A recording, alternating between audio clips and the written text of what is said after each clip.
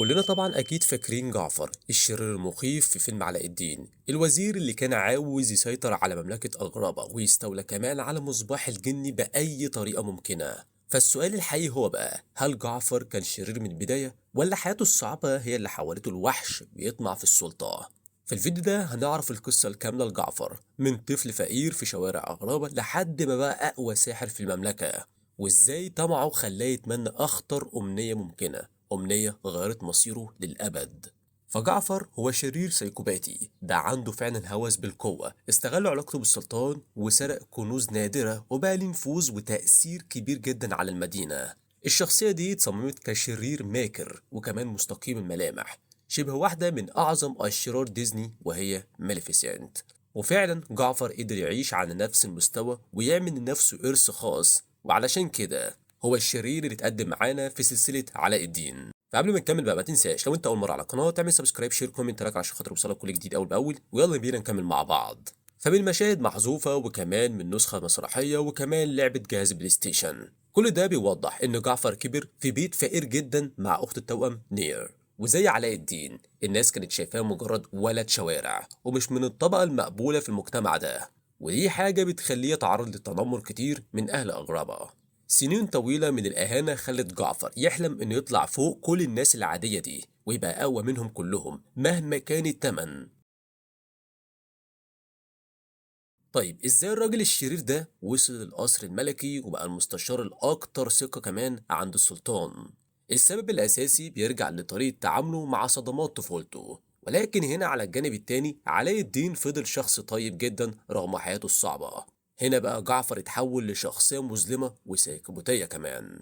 فبنلاحظ ميوله السيكوباتية دي من طريقته في التظاهر بالسلوك الطبيعي قدام الناس اللي في القصر، ودي حاجة معناها كده إن جعفر غالبا بقى شخص متعلم وعارف كمان يعمل لنفسه صورة محترمة قدام السلطان.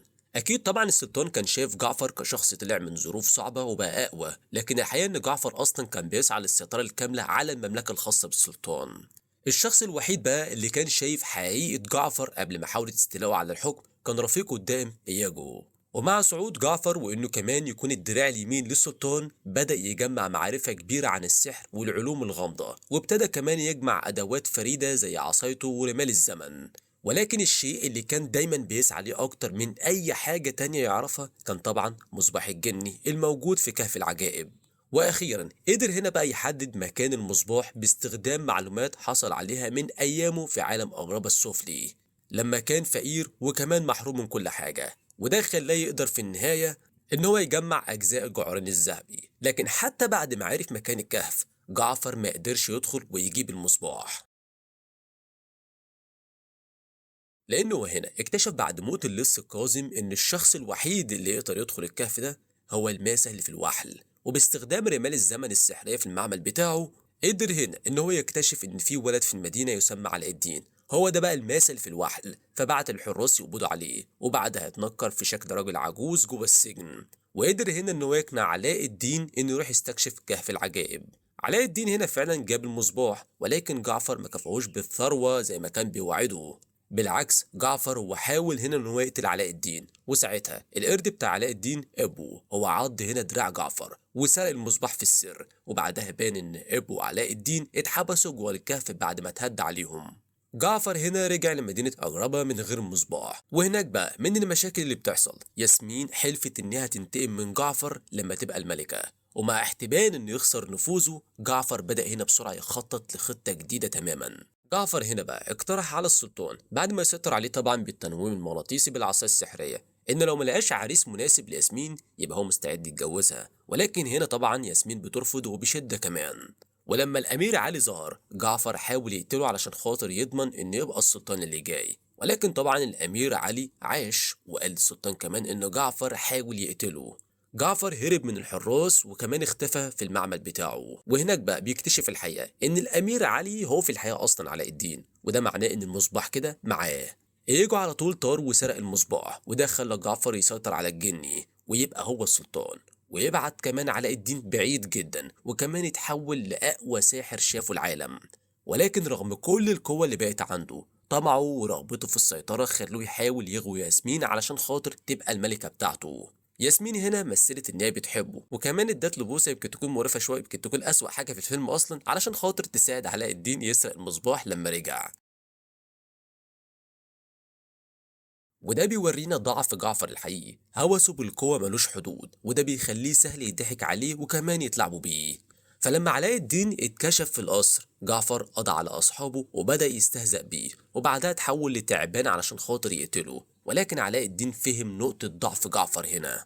بعد سنين من الفقر والتخطيط، جعفر عمل أمنيته الأخيرة إنه يبقى جن قوي جدا، لكنه ما خدش باله من نقطة مهمة، إنه كده هيبقى مربوط بالمصباح للأبد. الجن هنا حبسه جوه المصباح، وكمان بعته بعيد جدا لكهف العجائب. ولكن القصة موقفتش لحد هنا.